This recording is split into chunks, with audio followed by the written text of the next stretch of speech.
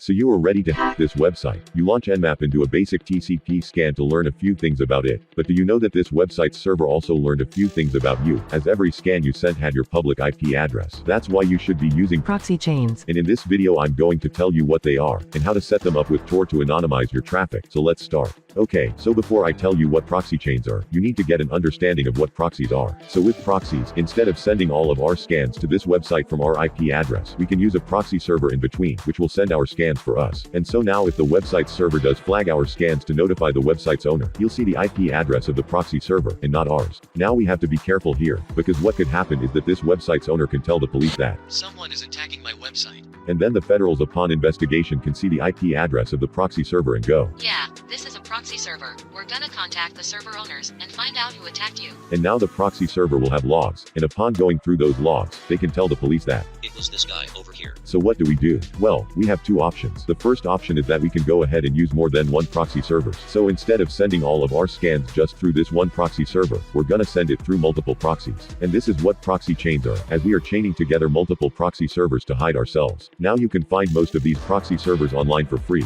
but they are usually not trustworthy and stable as we don't own them. So here comes the second and recommended option, which is using TOR with proxy chains to hide our identity, as TOR is more stable and there are multiple proxies involved, which makes it hard to track down our location. So let's start and see how we can set up and use proxy chains with TOR. Okay, so the first step is to configure proxy chains according to our needs. And to configure it, load up its configuration file by typing sudo space the text editor you want to use. I'll be using nano, and then type in the location of the proxy chains configuration file, which is /etc /proxychains4.conf. Now your configuration file might be stored somewhere else, but you can use the locate command if you want help in finding it. But anyways, hit enter, and you'll see the proxy chains configuration file opened in your text editor like this. Now there are four main modes we run this in. The first one is dynamic chain, the second one is strict chain, the third one is a round-robin chain, and the fourth one is a random chain. Now as we will be using proxy chains with TOR, it really doesn't matter what mode we're using as we'll be having only one IP address. But just for your understanding, if you were using more than one proxy servers, the dynamic chain here would chain each of the proxies in your list, in the exact same order you put them in.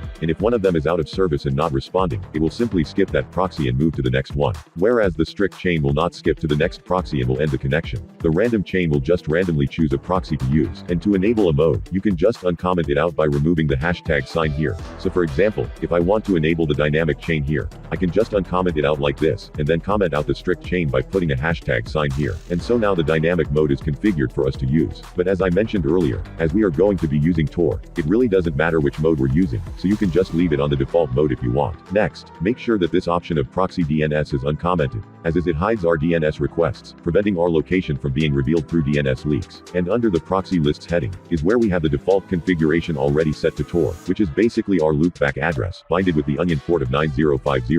Now if we were not using TOR, this is also where we'll be adding the list of our proxy servers. You can see the examples of how to put them right here. Anyway, here what I want you to do is also add a SOX5 proxy, with same address and port like this, as SOX5 has a little bit of improvements. Now if you're wondering what is the difference between these types of proxies, then that is a topic for another video. But for now, just know that SOX5 is better than SOX4, and HTTPS is mostly better than HTTP. Anyway, next just save the file and exit.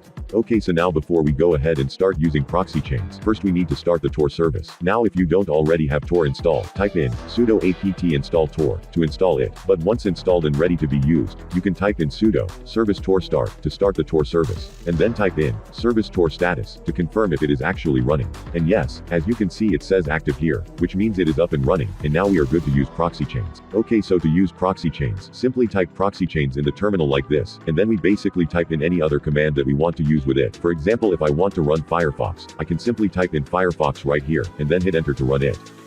Now let's head over to dnsleaktest.com real quick to verify if our connection with TOR has been successfully established. And yes, as you can see the connection seems to be up and good to go, as I can verify that I'm not in this place right now. And there you go. Now you can go ahead and scan that website anonymously, by adding proxy chains before your nmap command, and hitting enter to redirect all your traffic through TOR. If you have any questions regarding the video, make sure to ask them in the comments section down below, and I will see you in the next one.